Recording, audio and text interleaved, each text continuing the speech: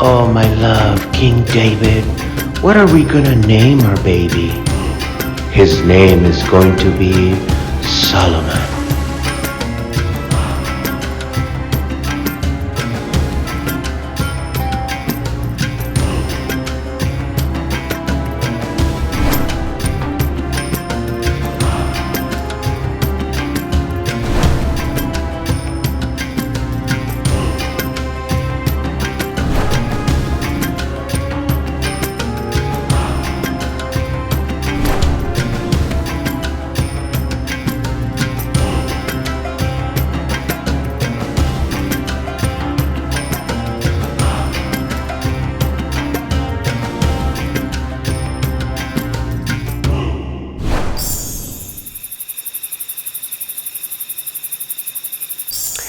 Hi, and welcome to Genesis Remastered. I am Ricky Calderon. I am the host for this program, and today we are going to travel 3,000 years back in ancient history. We are going to travel to Jerusalem, and we are going to study the life of Solomon, the king of Israel, here on Genesis Remastered. Don't go anywhere. We'll be right back.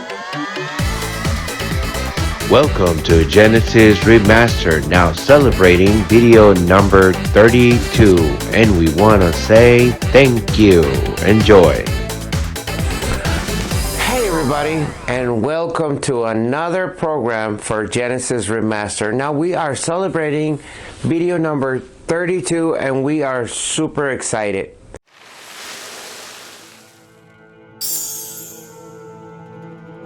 Well, we are going to talk about King Solomon. Well, Solomon is the son of King David and Bathsheba. Bathsheba and David got married, and then they had a baby, and the baby didn't make it. The baby died, and then so they had another baby, which they named Solomon. And Solomon means peaceful. David had another marriage, and so he had another son named Adonijah. Now Adonijah really, because he was the oldest, he thought he was going to be the king. So he started acting like the next king, and he started telling the priests and everybody in the town and the city knew that he was going to be the next king. Bathsheba finds out, and he tells David, hey, you need to do something about this, because you promised me that you were going to make Solomon king. And so David said, yes, I did promise you that I was going to make him king, and so I would talk to Adonijah. And so they make a ceremony, and they pronounce Solomon the next king, right? So of course Adonijah did not like that, and he did a few things to try to steal the throne, but eventually it did not work out. So Solomon is the king, and he's very young. Guess how old he is? He's 12 years old, and he is the king. Well, I forgot to tell you, David is not doing so good. He's old and he's dying. So Solomon takes care. So Solomon jumps into the throne, and he is directing this big nation. And once in Gibeon, he was doing some offerings and some sacrifices, and so he went to sleep that night, and God appeared to him during his sleep. And so in the dream, God asked Solomon, you know, your dad was really nice and he was a good servant. I want to make you a gift. What would you like me to give you? What would you like for me to give you? And Solomon said, well, you know what? I am very young, and I need so much help to rule this nation, and I really could use some wisdom. And so God thought that was beautiful and so humble that he was just, out of everything that he could ask, the only thing he asked was for wisdom, and he was going to use this wisdom to help his people and to rule the nation that God has given him. So, I mean, an applause for Solomon. It was just amazing. So So God was so pleased with his answer that he said, you know what, I'm not going to just give you wisdom, but I'm going to give you what you did not ask, which is long life. I'm going to make you super, super rich, and I'm going to make you the wisest man that has ever lived and ever will live. The next morning, Solomon wakes up and he hears a donkey, and he hears a bird singing, and Solomon has so much wisdom that he knows exactly what the donkey was trying to say, and he knew exactly what the bird was singing, and so his wisdom surpassed the intelligence of any human being, and so God also made him understand people's heart. So he could tell the language of animals, and then he could tell the language of people's heart and then feelings. One of the biggest tests for his wisdom was when two women came to his court, and they were both claiming that the baby that they were holding, it was both theirs. It seems like they both had a baby, and one of their babies died, and then the baby got switched. And so the one of the lady was accusing the other lady that she was that she had replaced the baby, and the other lady was like, no, you're crazy, mine, this is my baby, what are you talking about? So Solomon was like, he had a challenge to come up with finding out who the mother was. So he said, well, let's just cut the baby in half and just give each woman the half of the baby, and so everybody has half and half. And so one of the women said, no, you cannot do that. You will let her have the baby, and I'm fine. But don't touch my baby. Just don't touch the baby. And then the other woman was like, yeah, let's cut the baby in half, and don't let her win, and I won't win. Neither of us. Let's just cut the baby in half. I don't care. So Solomon was able to discern the feelings of each woman and see through their hearts, and he was able to identify who the real mother was. So he gave the baby to the woman that was willing to sacrifice and give the baby away but keep him alive. And that's how he found out that this woman was the real mother. Well, everybody found out about this news, and Solomon became super famous. Everybody, every nation knew who Solomon was, especially the Queen of Sheba.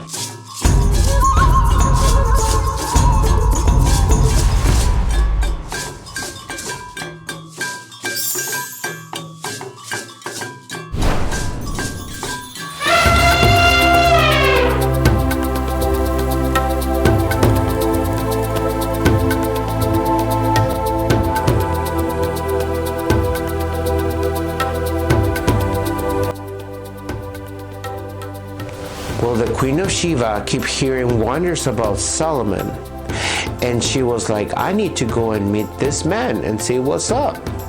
And she traveled 3,000 miles to meet Solomon.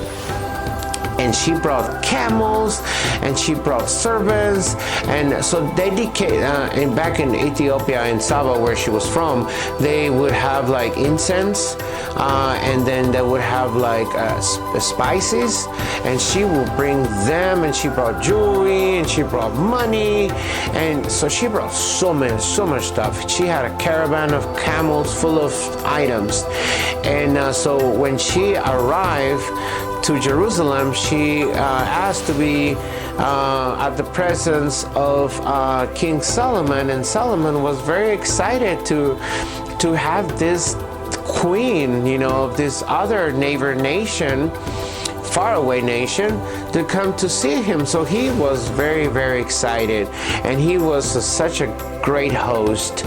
Of course, his name means peace, so let's remember that. Let's remember his name means peace. So he was extremely excited. I think if I was there, I would want to meet him. I would really want to meet King Solomon. So So they meet, and so she asked him all these questions. She had so many riddles, and he answers every riddle, and he answers every single question, and she was fascinating. She was just like so amazed, and then she was like, wow, you have a nice palace, and you have and you servants, they have nice clothes, and you have very good food. She was more than amazed. So she spent 6 months there, but she would sleep in the courthouse. She would not sleep in the castle, in the palace. And then on her last day, after 6 months, they meet, and they will, I'm assuming they will eat, and they will share, and then she would like see how, and she would learn so much from him, because she said that she wanted to swim in the ocean of his wisdom. And I'm pretty sure she was learning how to direct a nation, because I'm pretty sure she became his student. You know, let me learn how you direct these people. Let me give me some of your wisdom. But there was a time that she needed to go back home. So on her last, so she spent 6 months there, and then there was a night, and then there was like a goodbye night. And so Solomon said, why don't you sleep on the palace tonight? Be my guest. And she was like, no, because you may have other intentions, and I don't trust you. And she goes, well, and then she was like, well, maybe you will seduce me or something like that. I don't trust you. And he was like, okay, let's make a deal. If you don't take anything from me, I will not take anything from you. But he already had everything set up. So she said yes, and he was like, yes. And so he asked one of the servants or somebody in the kitchen or whatever, he asked them to put something spicy on her salad. And you'll see why later. Okay, so she had a salad, and it was like spicy, and so he put a glass of water next to her bed, and that night she woke up so thirsty, and so she drank the water. I'm like, okay, there's the water here. I'm a guest, I guess it's for me. So she drank the water, and he was watching, and he was waiting for her to drink the water, and she was like, aha, I got you. You are taking water from me, and now I want you. And so they spend the night that night, and so the next day, he gave her a ring as a symbol of their friendship and as a token of appreciation. And she says goodbye, and then she goes back to her nation, you know, Sheba. And so Makeda is her name. So Makeda goes back to her country, but she doesn't know yet that she's not just taking a ring with her as a gift, but she's taking also something that will be born in 9 months. And yes, my friends, 9 months she gave birth to Menelik. Menelik is another son of Solomon. 13 years later, after his birth, her mom tells him to go meet his wonderful dad, and he says, well, Mom, how am I going to know what he looks like? And the story says that she shows him a mirror and says, he looks just like Dad. So he goes and meets with his dad, and there is another story that Menelik actually takes the Ark of Alliance back to Ethiopia, but we are not sure if that's for sure. Now, Solomon creates this temple, or so Solomon builds this temple that his dad had intentions of building for his dad. I want to say it was one of the first churches, right? So he wanted to create this temple so people could go and pray, and people could go and celebrate with God and ask him what they needed, and God will respond. And so the day of the inauguration of this temple, which took 7 years, Solomon prayed to God during the inauguration, and he was like, God, this temple is for you, and this is for you to live in, and people are going to come and talk to you, and then they're going to have requests, and we want you to answer these questions. And God appears to him again, and he says, I agree, I really like the temple, I am going to live in this temple, and I'm going to take care of it, but I want to talk to you, Solomon, because I see that you're marrying a lot of women. No, he doesn't tell him that part, but so God wanted to tell Solomon something also. He also wanted to remind Solomon that it was very important to stay loyal to him and not go and sacrifice or go and praise other gods, because if he did that, he was going to take away his nation, and he was going to change his mind about everything. If for whatever reason Solomon would not follow the rules, he was going to take the nation away from him and give it to his servant.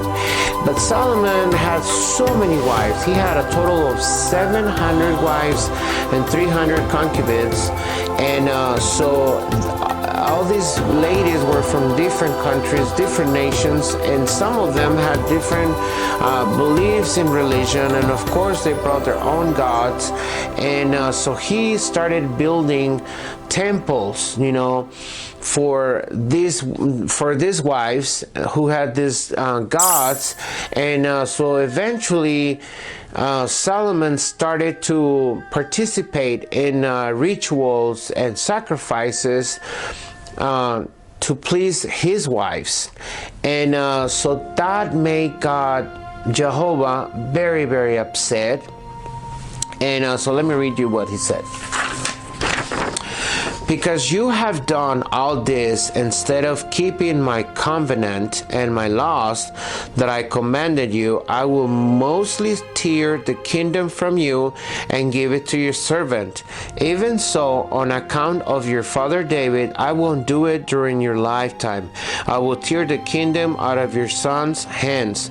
Moreover, I won't tear away the entire kingdom. I will give one tribe to your son on account my servant David and on account of Jerusalem, which I have chosen. So yes, unfortunately, as Solomon started getting older, he started getting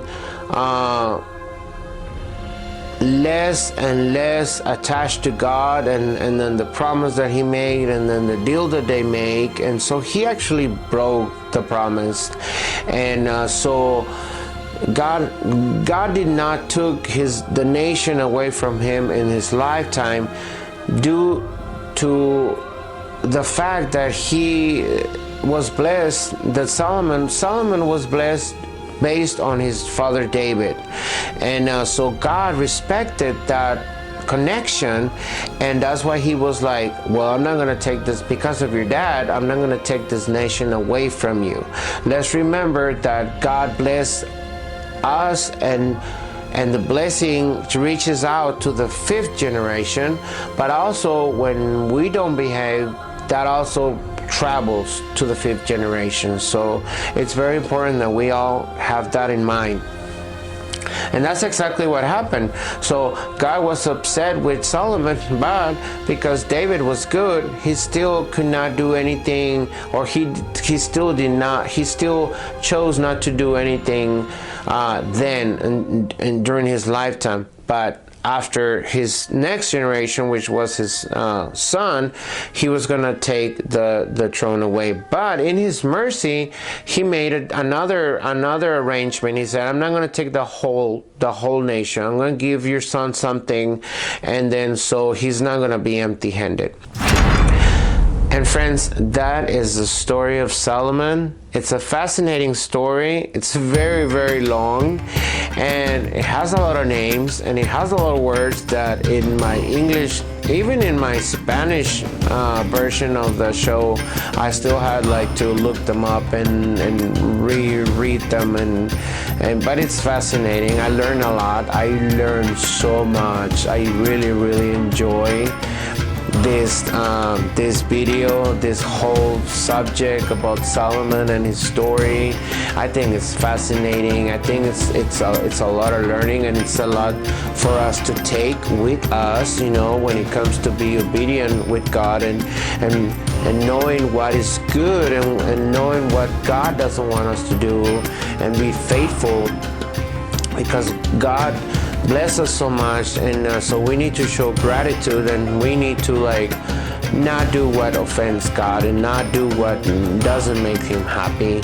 And so this is a really good story. It's a really good experience. It's everything that went through Solomon since he was a baby until he was very old.